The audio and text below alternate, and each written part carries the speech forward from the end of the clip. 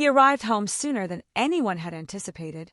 Golden sunlight still streamed through the tall windows of the estate, and the soft murmur of the city beneath was just beginning to settle into the calm of afternoon. Adrian Marlowe, a man celebrated for his entrepreneurial achievements and admired for his fortune, entered through the gleaming oak doors of his home with plans to surprise his family. He imagined he might find his wife relaxing in the garden with a book, or perhaps discover his young daughter drawing with crayons in the sun-filled conservatory. Instead, what unfolded before him etched a scar upon his soul that time could never fully erase. Before we proceed with this devastating yet uplifting tale, if you value compassion, grace, and the promise of new beginnings, please consider liking this video, sharing it with those around you, and subscribing to Untold Stories 0.4. Together, we can continue sharing narratives that honor the beauty humanity still possesses. Adrian's daughter, Clara, was merely 6 years old, with hair as luminous as sunshine and eyes so transparent they mirrored pure innocence. Following the death of her mother several years prior, she had become his entire universe, his source of joy after exhausting, relentless workdays. When Adrian entered into a second marriage, he harbored hopes that Clara would once again experience the comfort of a mother's presence. For many months, he convinced himself that his new bride, Celine, genuinely cared for the child. Yet in that instant, standing motionless in the corridor, he witnessed Celine raise her foot and kick Clara, sending one of her crutches clattering to the floor. Clara faltered, her delicate body trembling as she struggled to maintain her footing. The scene was agonizing. His vulnerable little daughter, who had borne the challenge of frail legs from the moment of her birth, was being subjected to violence within the very sanctuary designed to shelter her. Adrian had always considered himself a prudent individual, scrutinizing every corporate transaction, evaluating every potential threat. Yet there he stood, confronting the devastating truth that he had failed in the most fundamental duty of his existence, safeguarding his child. His breathing halted, and for a heartbeat he couldn't determine whether to cry out, to rush forward, or to sink to the ground. Clara's gentle sob pierced the quiet, and Adrian's heart splintered.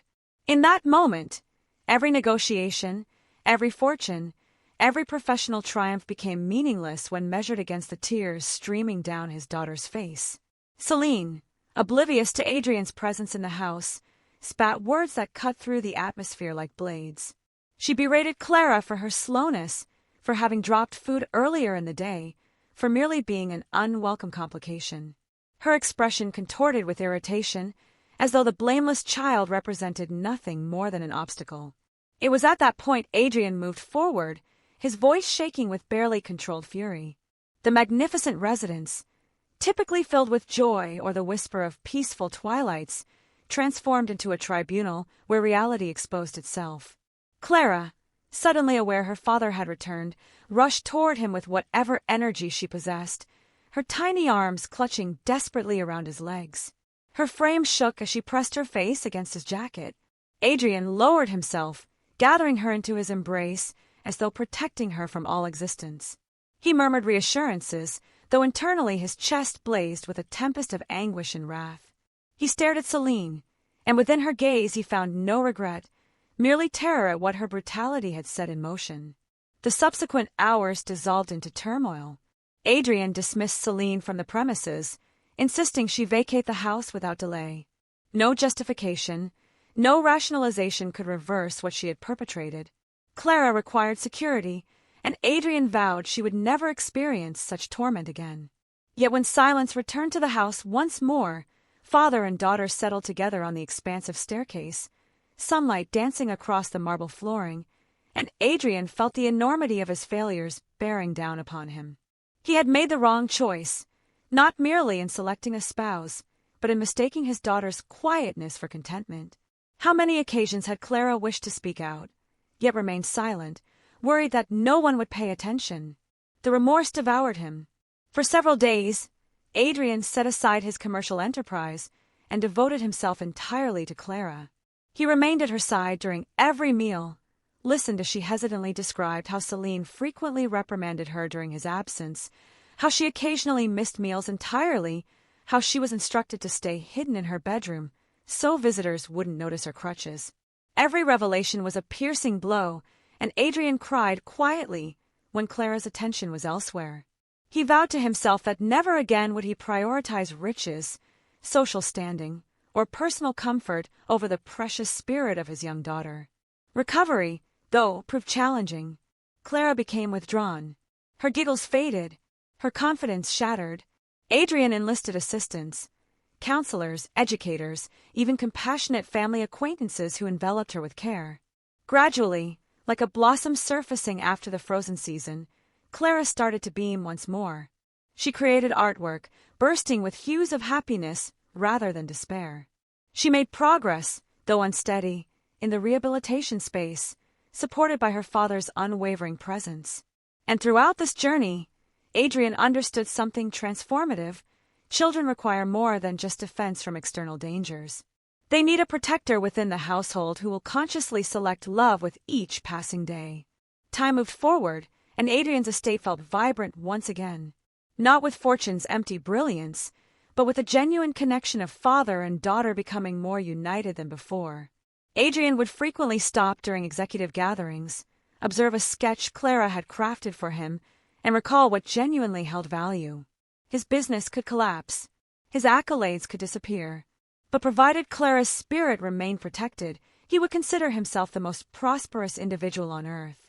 One warm summer day, Clara astonished her father.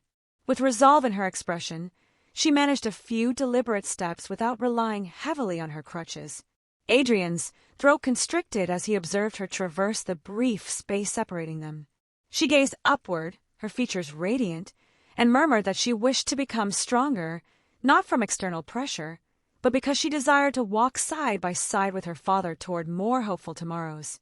Adrian dropped to his knees, tears streaming openly, and assured her she had always been the most courageous soul he had ever encountered. And thus, the narrative of suffering evolved into a testament of perseverance. Clara's bravery became Adrian's guiding principle.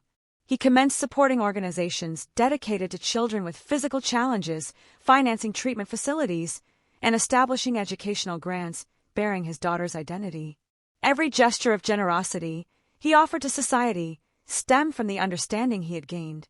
Prosperity holds no significance without empathy. Achievement rings empty without affection, and a father's obligation is to preserve the radiance of his child's soul above all else. If this narrative has resonated with you, please take a moment to like this video, share it among your circle, and subscribe to Untold Stories 0.4. Your engagement enables us to keep producing narratives that reflect humanity's most profound principles: devotion, endurance, and the determination to defend the vulnerable.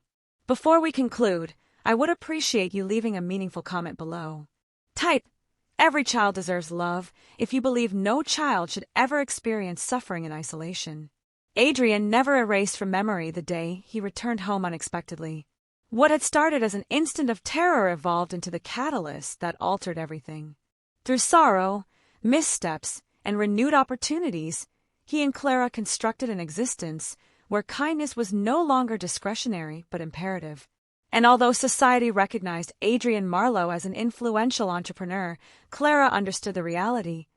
He was fundamentally a father who selected love above all other considerations.